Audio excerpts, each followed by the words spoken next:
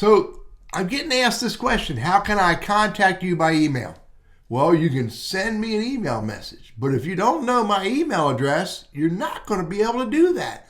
Furthermore, why do I want your email? Why do I want you to contact me?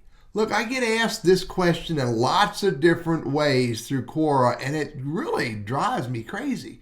Why do you want to contact me? You don't know me.